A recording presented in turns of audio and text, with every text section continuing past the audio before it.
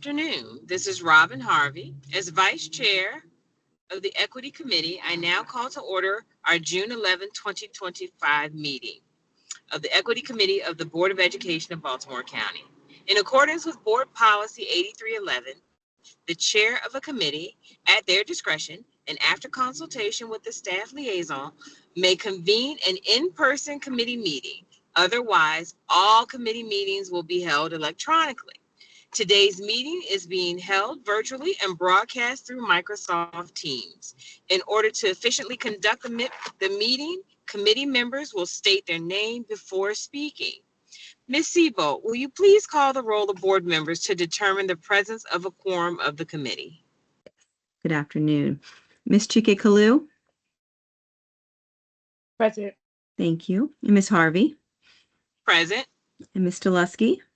Present. Thank you. And Ms. Frempong? Okay, we have 3 out of 4 members.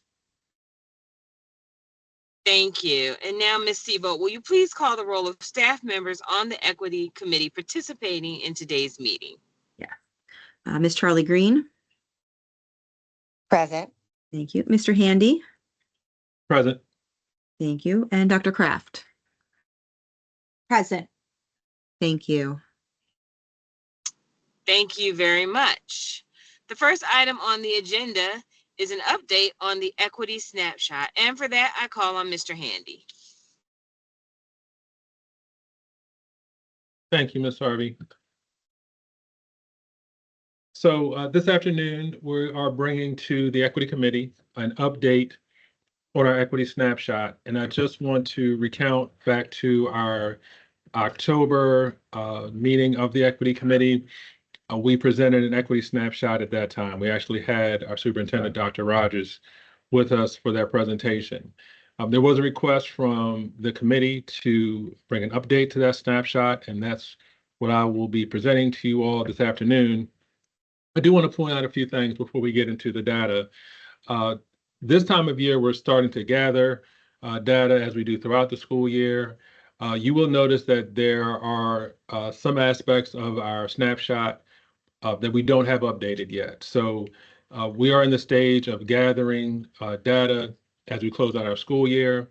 And then throughout the summer, we will commence with our data analysis and use that analysis to inform instruction as we always do on an ongoing basis. So I do want to point that out, that we'll see that there's certain data points we do not have yet. And then we haven't done our full analysis of the data yet as well. But we did want to bring you the snapshot per the committee's request. So with that being said, let's take a look at the data. So thank you. So data is coming onto the screen. So we're going to start with chronic absenteeism. And we went over this data when we got together for our October meeting. So look at this first section, we have our chronic absenteeism. So we're looking at absentees greater than 10%, starting with our first section, which is elementary school, followed by middle school and then high school. If we go back to the elementary school session, you see we do have for all elementary students, so 2023, 2024, we're looking at 22.3%. And then for 2024, 2025, 19%. And then you see the progress number there in that right column.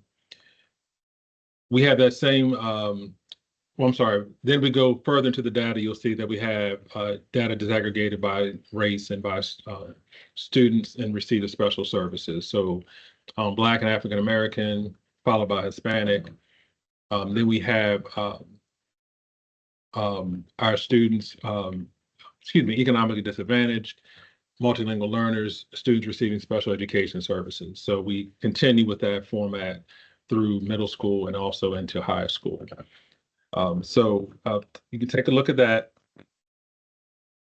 Again, we'll see that there are some data that we do need to analyze and determine why we reached such a point. I do want to point out that if we look at policies on the federal level, we do know that those have impacted our attendance for students. And again, we want to look at that comprehensive data set and do our full analysis to determine some root causes around how those policies, along with perhaps, other factors impacted the data that we're seeing around chronic absenteeism.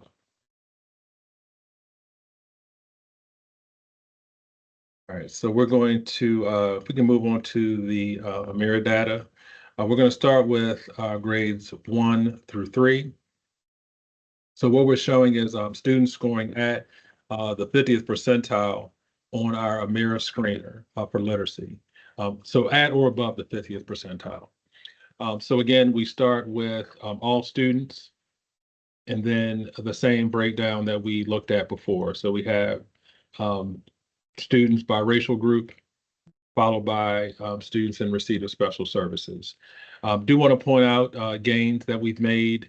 So if we compare where we are this year to where we were last year, you see the gains for all students, 9 percentage point gain. And then when we look at our racial groups, you see gains as well, 9.8 for Black African-American students, 9.2 for Hispanic students. And then we get into receipt of special services. You see the gains made by students who are coded as economically disadvantaged, and also gains from multilingual learners in special education. So 8.1 percentage points for those students. So happy to report that we're seeing gains with AMERA. You've heard throughout the year, how we believe that AMERA is a tool that is showing us, where we need to go, what we need to do. So it's been a great resource for the system. And again, we're continuing to see students making gains here at grade 1 through 3. Next, we're going to take a look at grade 3 specifically. I do want to point out that we want students to read at or above grade level by grade 3, and that's why we break out grade 3 specifically. So when we're looking at grade 3, and again, that's why it's a focus, again, happy to report gains being made by all students. And then you see gains when we disaggregate by student groups as well. If we look at the last row in this particular data set, we do see that students receiving special education services, there was a bit of a regress there by 4.4 percentage points. And again, when we engage in our data analysis, we'll look for root causes and then, of course, strategies to in response to that data.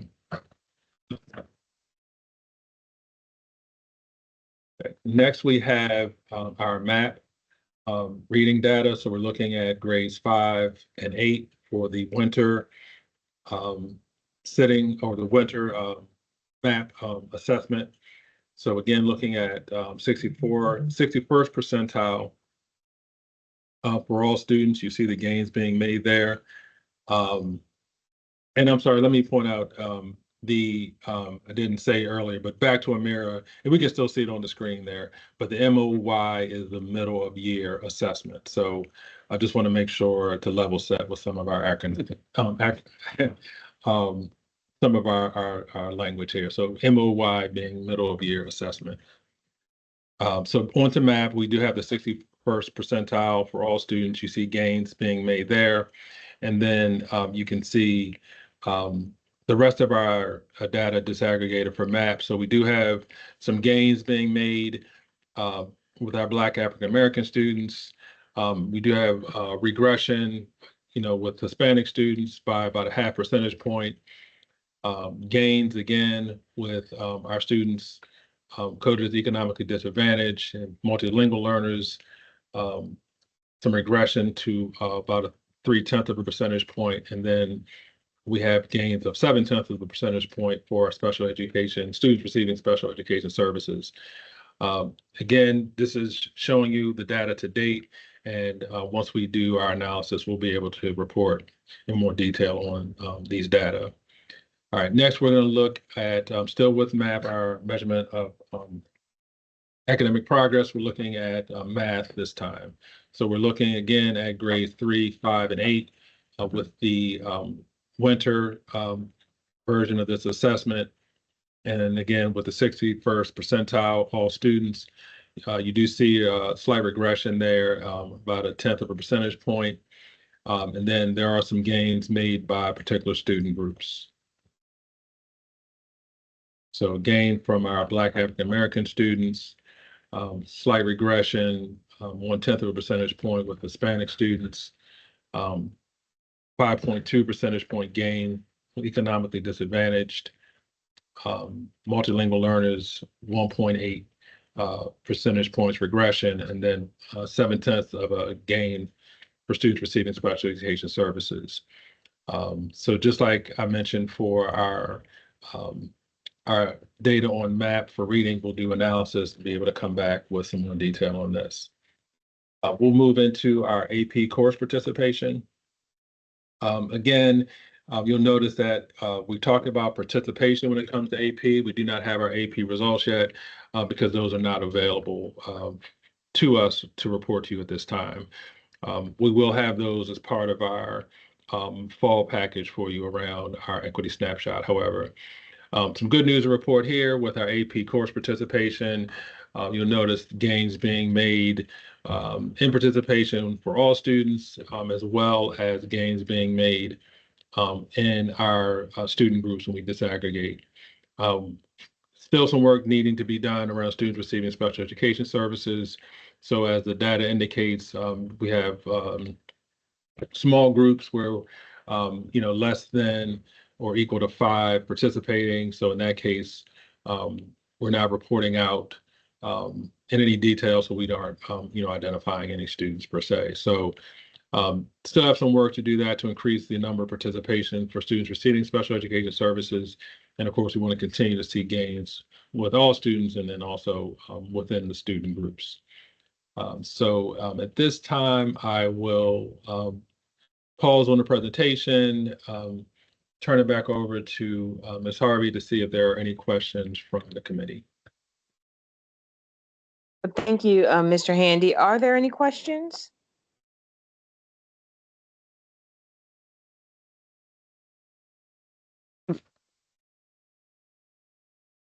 Are there any questions? Okay, I have a couple questions. Yes.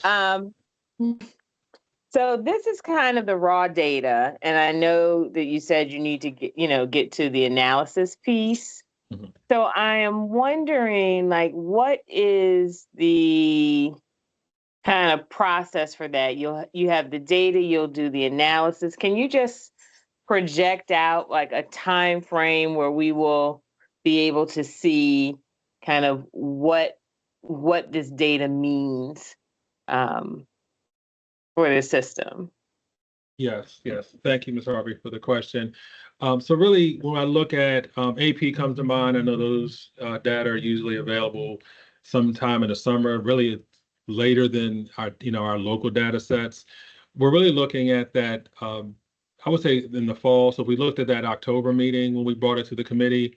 At that time, we have gone through analysis, from that previous year, and we're able to make some projections, around strategies we're going to implement, things we've learned from the data. So I would say, early fall, if you will. I think that October time would be ideal, where we know we would have, more comprehensive information to share with the committee and, perhaps the full board, if that's the desire. Okay, all right, and thank you for that. And then a technical question, which I should have asked before that one, is in the data that you presented, when you say all, Mhm. is all the groups represented in the chart, or is that all students? So is the entire student population in the all, or is the all of the groups represented in the chart together? Yes, thank you for the question. That is all students together. So understanding that we don't have all of our students by racial group in this chart, that all, however, is all of our students. All students, all students enrolled, if you will. So that's all students, Okay. not just the Okay. not just the ones represented in the chart. Okay. All right. Thank you. Are there any other questions?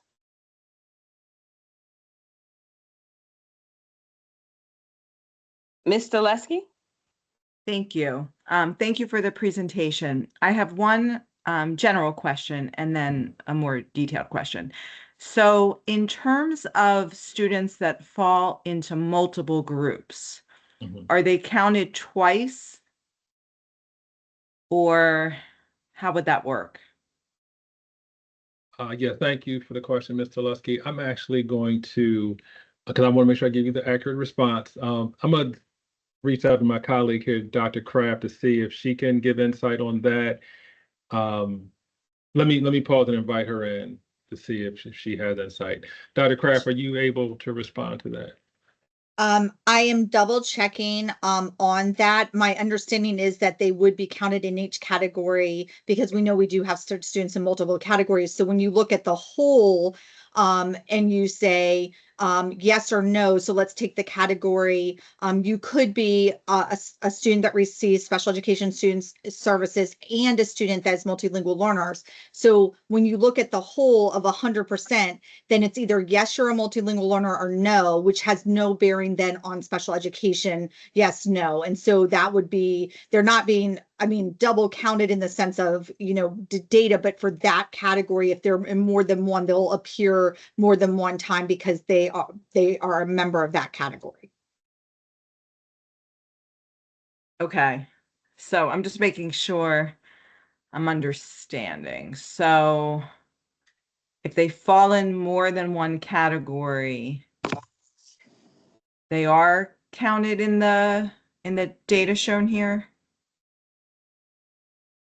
Yes, and I'm Ms. Solosky, sorry, I'm double checking that. Okay, That is my yeah. understanding, but I always want to make sure I'm giving you the most accurate information. So Sure, I'm just pausing yeah. for a second because I have somebody in DRA that's going to be able to verify that I'm giving you Yeah. that exact information. Yeah, and it's nothing urgent. I just was curious, because there are so many students that fall in multiple categories. And then my other question is, in terms of preparing for the fall, is there anything that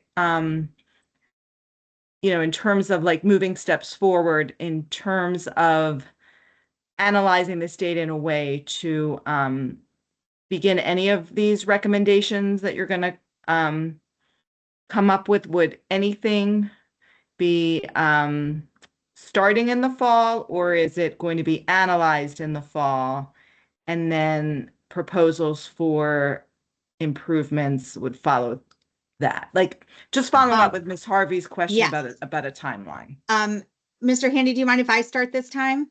No, please do. Okay, so Ms. Stileski, I did verify that is correct. What I was saying to you is either they're yes or no, but they are all independent of each other. So they could be a yes for economically disadvantaged, and they could be a yes for multilingual learner, and they can be a yes for Hispanic, and they would Okay. then show up in that percentage group.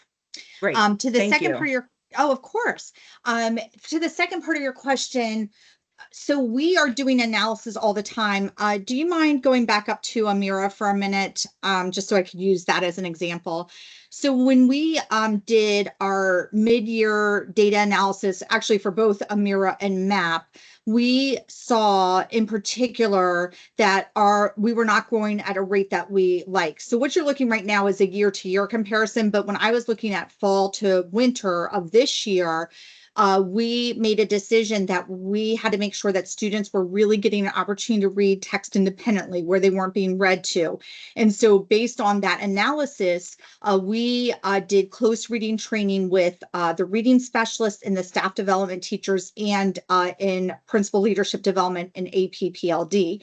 And then our March teacher professional learning day was around that. And so we continually are looking at data, not only year to year, but even when we have that 3 times a year testing, what are changes we can make right now and not wait till the end of the year to say, okay, then we'll implement it next year. And so data is really a constant process of looking and seeing what we need to improve, what seems to be working, what's not working. And it's particularly important not to just look at that all group, but to really look at each individual student group to find pockets where things are working exceptionally well and where things are not working, and what do we need to change to make that happen. And so we also do large data analysis, like Mr. Handy said, when we're looking at year-over-year data. Of course, we did not have all of the end of the year data. So what you're seeing right now is our mid-year comparisons. Once we have that end of the year data, then we will be looking at that data very intensely to say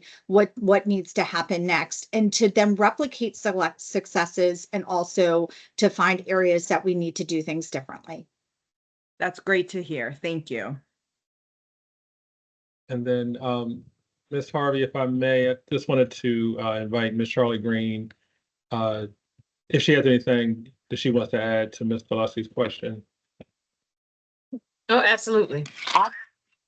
And thank you. Thank you for the opportunity. But actually, Dr. Kraft answered it beautifully. I like to think about what is kind of little data and big data, and the little data being the day-to-day experiences and trends that we see that allow us to course correct in real time or shortly thereafter. And then that big data analysis where we look year to year. And that's what we're saying is available in October. We will not waste or squander the summer and all of that opportunity to reboot and think about what we're going to launch and prepare for in the school year. But, you know, in order to provide that equity snapshot that compares year to year, we need all of that data, some of which is not available to us until the summer. Some of those data points are not finalized until the summer. And so that's why we mentioned that fall date, not because we're not analyzing throughout and not making decisions about instruction for the next learning episode. So thank you, Dr. Kraft, for answering that much more eloquently than I did. I appreciate it. Thank you. I just have, I don't know if it's a question or a comment, maybe a combination. So, you know, equity at its core is really figuring out how to meet, as Dr. Kraft said, each, you know, individual student's needs. And while we see in this comparison raw data, where there have been improvements or some slides, what we don't see and what would be part of the analysis is what's driving that.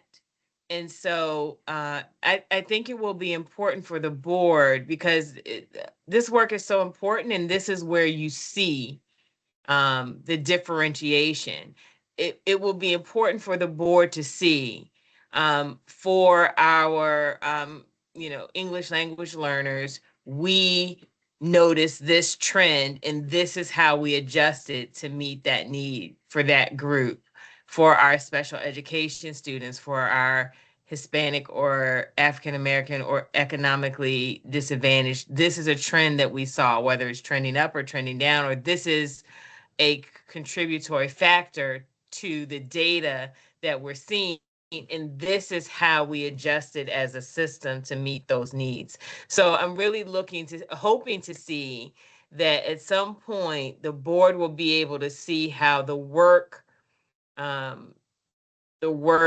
of equity is translated, like boots on the ground, like how this is being applied in these areas. Because although we see the improvements, it would be good for us and for the public to see how you are specifically paying attention to each and every student's needs based on these different groups of students. And so I'm hoping that that will be part of your analysis as we move forward, so that we can know, you know, what were the interventions that you did specific to these groups that drove the data that you're getting.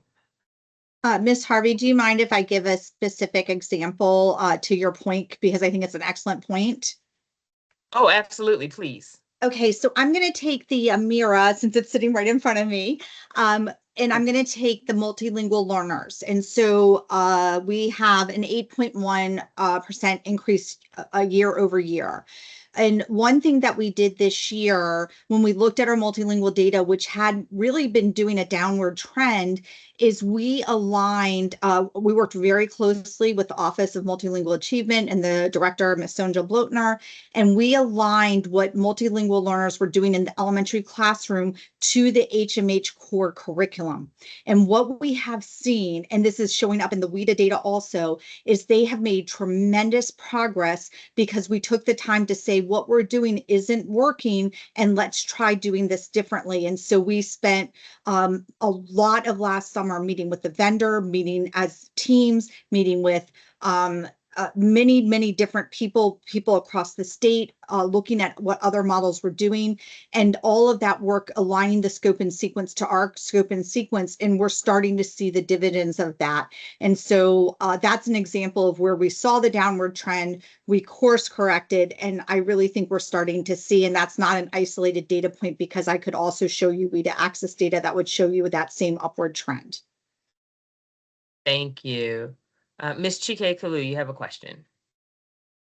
Yes, thank you so much. I guess firstly, I was wondering, are we going to kind of track whether students who showed regression this year are being automatically flagged for summer or fall interventions? And so if that's the case, just based off this data, are families going to be informed of that as well? So thank you, Ms. Chike Kalu.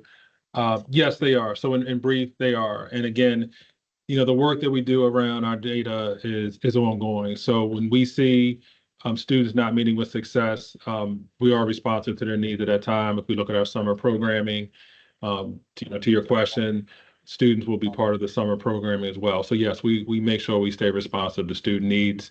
As soon as we see, data, quantitative and qualitative data indicating that there is a need to adjust the level of supports and instruction for students. So yes, they are.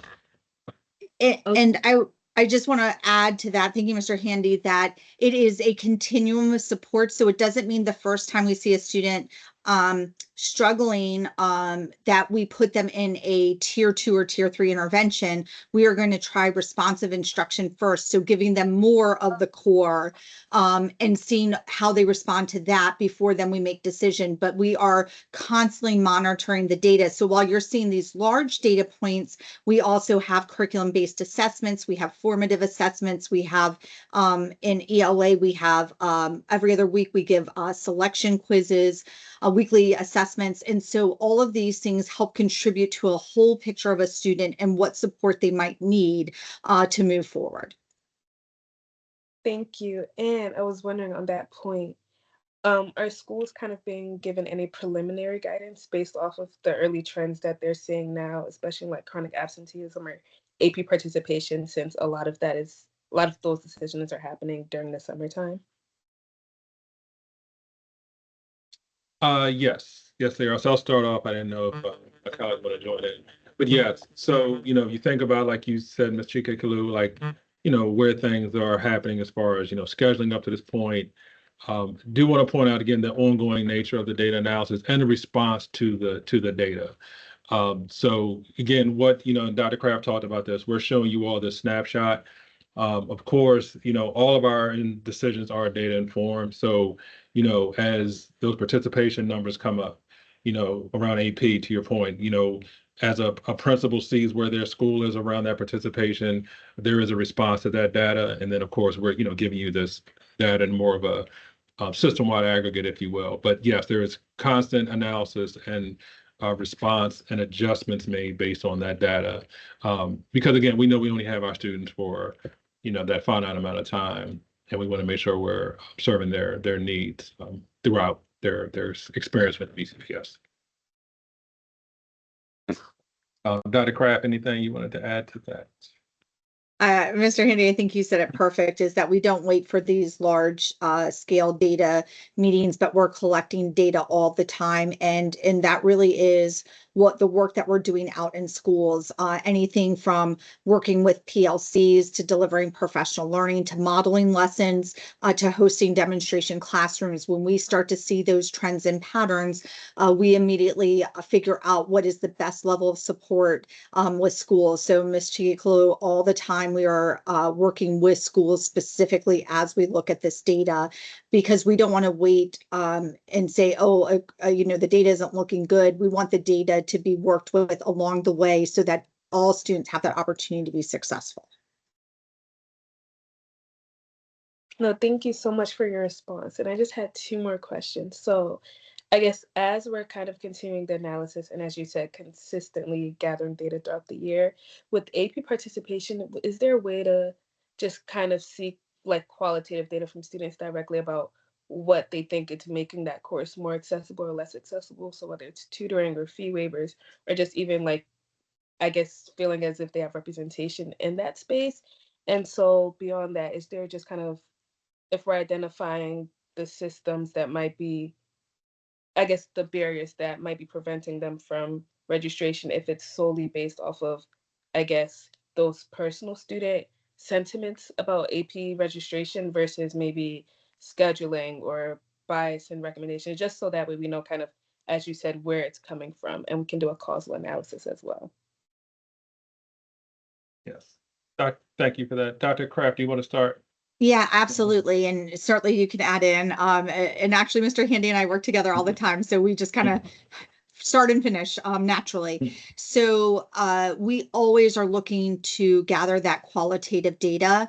And I think that is one thing that we will continue to do, is make sure that we are asking students, how, when they feel supported, how they feel supported. Another thing that, I know that we've looked at in the past is students that have not continued in AP courses, what were the barriers? And so I know that recently we had some feedback about, students feeling like they weren't successful in a certain course in AP, in a certain subject in AP. And so then we built a new kind of pathway for them to get there and feel successful in it. And so we constantly are doing that. But as you mentioned, student voice is invaluable. At the end of the day, we are serving students and we need to hear from them directly. And so although we have done things, I think that as we think moving forward, how can we continue to make sure that we are gathering that data each and every year to hear from our students?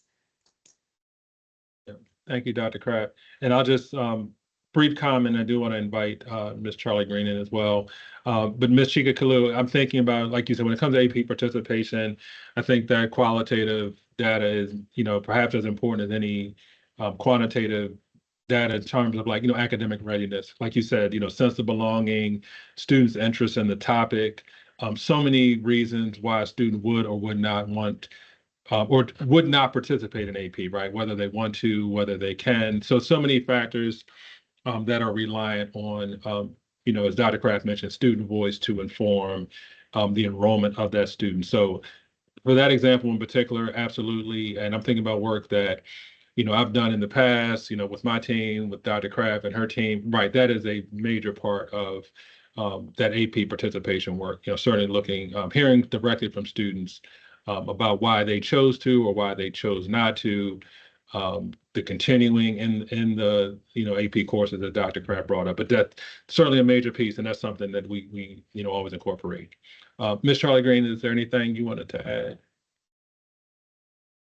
I don't want to be redundant, so I will just say that in my work as an executive director of secondary schools, that was exactly how we supported principals. The executive directors work directly with principals to really interrogate the data. Who is in your AP classes? Why are some classes under-enrolled or over-enrolled? Or why are students finding that there are barriers? And one of the things in that coaching is, and what do your students say? I'll just share for the good of the group, and then we can move forward with the other conversation, but I think it bears at least analyzing at some future date. The biggest, I guess, draw for whether or not students are feeling successful and feeling that they belong in an AP class is the interaction they have with their peers. The best voice is a student voice. Another student saying, this is a good class, you should take it. You will find this interesting. You can do it. That is really what is the driver. When students felt like there was someone else they knew, someone else that was like them, someone else that had similar interests, all of those things in courses, that increase their sense of belonging and frankly increase their stick-to-itness. And so that's, which I just made up a word, but I do think that that's one of the things that we try to make sure that principals understood, that counselors understood, and that we were listening to students to make sure that their voice was heard. So again, that's probably worthy of a whole different meeting, But I appreciate you bringing up the student voice piece, and I will just say that that's exactly the work of the executive director. They are coaches, and so they are sitting with principals and sitting with school leaders and asking all the questions you all are asking and making certain that we are not excluding any voice from these decisions. Oh, no, thank you so much for that response. And I think even if I'm thinking back to when I was choosing AP classes, a lot of it really did just come back from advice from upperclassmen. But I guess I'm wondering, since belonging often grows after enrollment, are there any structures in place to kind of ensure students who already are in underrepresented groups, like, for example, I think on the data, special education students aren't excluded in the first place, so they still have that chance to experience that dynamic, even if they don't know kids who did have the opportunity to experience that course? I know that kind of was a No, it's a great lot. question, and the answer is yes. There are. There are structures. And so, just to give you a brief example, one of the conversations that I've had with principals in Baltimore County is, let's look at student grades. This student is performing well in these courses. Have you offered AP? Why or why not? And so I just, and again, I'm not trying to stifle conversation, but I think it's a much larger conversation that would be certainly something we could talk about in this meeting. But I mean, with this body, but I do think that that is exactly what we need to do, not just rely on other students being ambassadors, although they are our best ambassadors, but also really looking at who's there, who isn't, why or why not, looking at data. And so removing barriers on the onset. And then to your point, once students are enrolled, finding like-minded people, whether they share the same background or not, and then feeling and creating that sense of belonging. So not lost. It is part of the conversation. It is a multifaceted conversation, breaking down barriers, convincing students they can do it once they're there, supporting them while they're there, connecting them with underclassmen so that those underclassmen have the way paid for them, and then certainly celebrating successes as we move forward. All of the things that I mentioned and more are part of that coaching conversation. Thank you, Ms. Charlie Green, and I do think that that may be a future agenda item for the Equity Committee. So the next item on the agenda is a 2025-2026 Equity Committee meeting dates. And for that, I call on Mr. Handy. Thank you, Ms. Harvey. You'll see on the screen here, we have our Equity Committee dates proposed for next school year, along with days proposed for our Equity Committee meetings with the Equity Council. So we really follow the same cadence, monthly meetings for the committee with no meeting in December. And then we've been having 5 meetings a year scheduled with the Equity Committee and the Equity Council. So proposing that same cadence. And I believe we're still on Thursday. So pretty much, following the model or the template from this year. So wanted to share those with the committee to see if their committee would be in acceptance of these dates. And if so, then we could move on to have them published on board docs. Are there any questions or concerns regarding the calendar from the committee?